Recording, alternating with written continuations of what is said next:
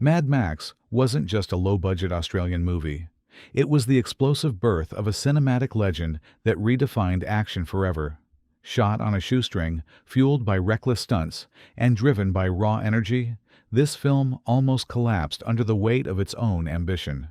What fans didn't realize was just how many shocking, bizarre, and dangerous truths were buried beneath the leather and the roar of engines. Did you ever wonder what really went on behind those chaotic desert roads? Buckle up, because these 25 secrets will leave you speechless. A medical intern directed the apocalypse. Before Mad Max, George Miller wasn't a filmmaker.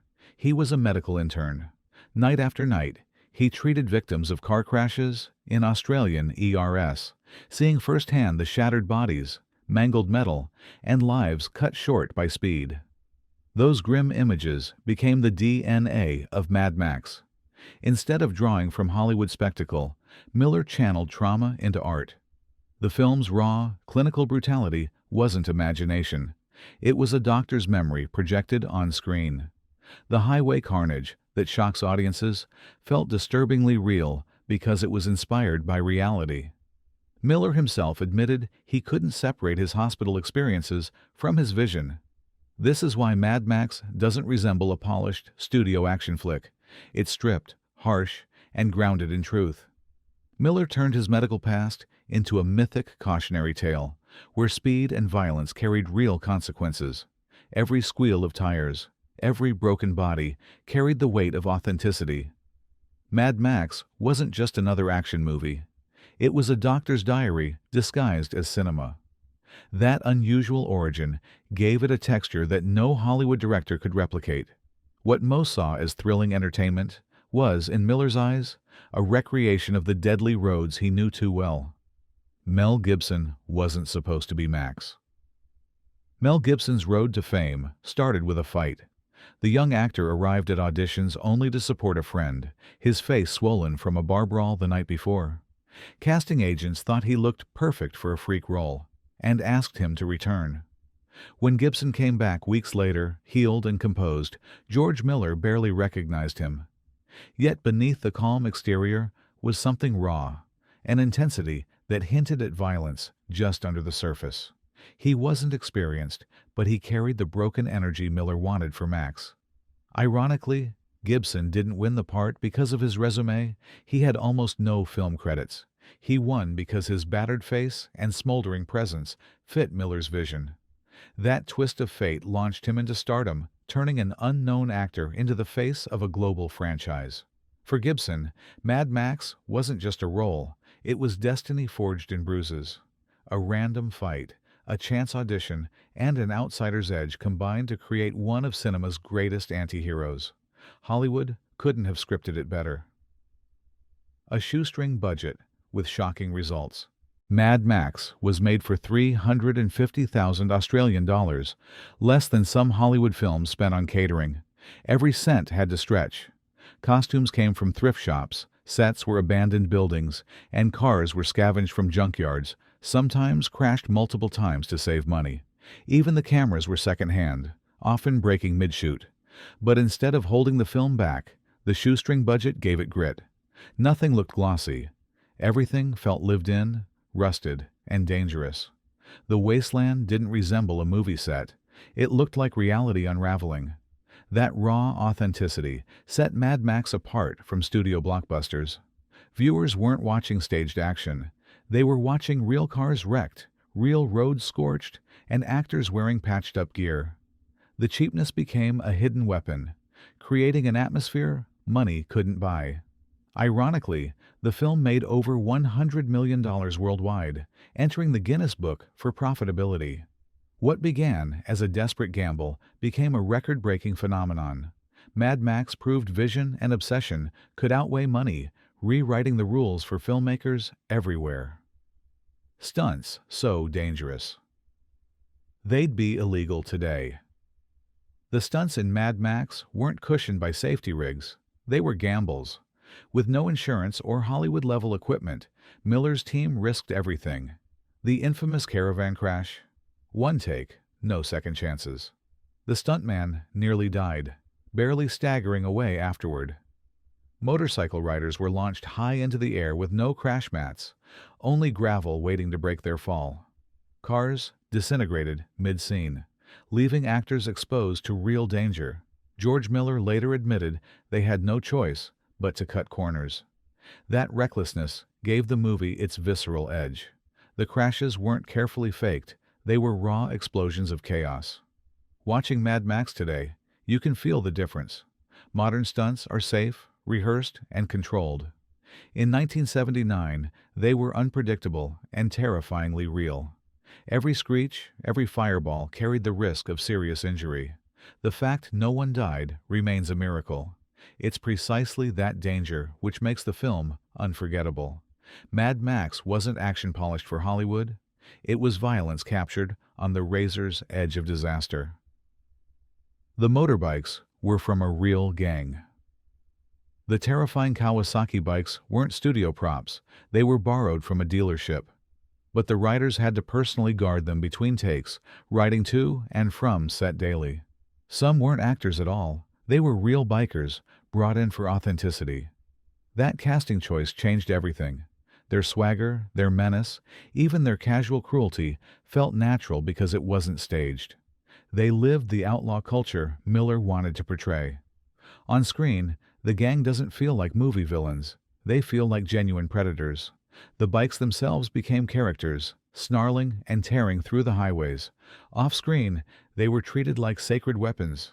The production couldn't afford stunt doubles for every shot, so the riders handled most of the work themselves. This blurring of reality and fiction made Toe Cutter's gang unforgettable. They weren't caricatures, they were a reflection of real subcultures. Every roar of those bikes carried truth. It gave Mad Max a credibility that glossy Hollywood couldn't fake. Toe Cutter's actor was almost too intense. Hugh Keays-Byrne wasn't a casual villain, he lived Toe Cutter. A Shakespearean actor, he went full method, glaring and prowling even between takes. Locals and extras often found him unnerving, unsure if he was acting or truly dangerous. Keays-Byrne gave Toe Cutter a theatrical yet terrifying edge. He wasn't just a biker thug, he was unpredictable chaos. His eyes, his strange cadence, and his bursts of madness made him unforgettable. This wasn't a caricature, it was a performance dripping with menace.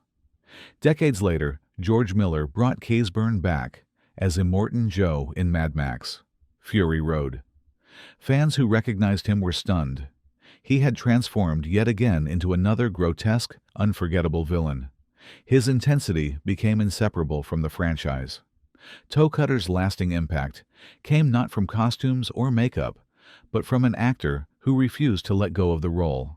Keays-Byrne wasn't simply performing, he was channeling something feral, and that's why Toe Cutter still chills audiences today. Roadkill was shockingly real. Not all the carnage in Mad Max was fake. The production couldn't afford expensive prosthetics, so crew members collected real animal carcasses from highways to scatter in scenes. It gave the wasteland an unsettling authenticity. Audiences didn't know it, but the sense of decay they felt wasn't stagecraft, it was reality. This practice, common in some low-budget films of the 1970s, would never be allowed today. Still, it added a subconscious unease that made the film's atmosphere unforgettable. Even without realizing it, viewers sensed the death on screen. It wasn't glossy or cartoonish. It was raw and grotesque, grounded in the brutal truth Miller knew from his medical past. That choice blurred the line between cinema and reality. When you watch Mad Max, you're not just seeing stage destruction, you're seeing real fragments of death woven into fiction. No wonder the film still feels so disturbingly authentic. Cars were souvenirs for cast and crew. When shooting ended, the battered fleet of cars became spoils of war. Some were kept by crew members as trophies, while others were sold cheaply to locals. Many vanished into scrapyards, forgotten as junk. The one that mattered most, the Interceptor, was saved by George Miller. He knew it had a future and preserved it for the road warrior.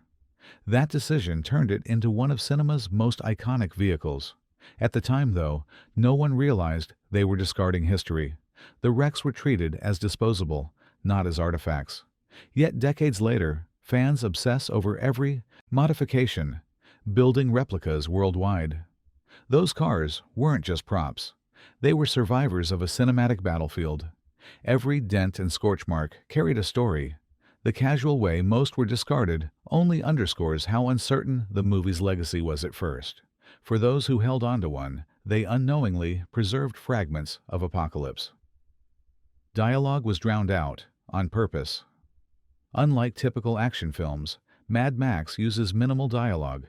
George Miller leaned on images and sound to tell the story, inspired by silent cinema and comic books. Max barely speaks, making his words weightier when he does. There was also a practical reason. Much of the on-set audio was unusable. Roaring engines and wind drowned everything out. Instead of fighting it, Miller embraced the silence, creating long stretches where visuals carried the narrative. That stylistic gamble gave Mad Max its mythic tone. The wasteland doesn't chatter. It screams with engines and violence. The lack of small talk deepens its isolation and danger. Audiences felt it, even if subconsciously.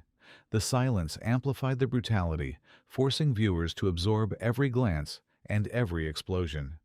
What could have been a flaw became a defining trait. Mad Max spoke volumes by saying less. The U.S. release dubbed every voice. When Mad Max hit America, audiences didn't hear Mel Gibson or anyone else. Distributors feared U.S. viewers wouldn't understand the Australian accents, so they dubbed every line with American voices. The result stripped the film of its grit.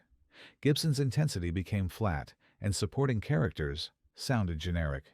To many Americans, the film felt like a strange import, its raw edge lost in translation.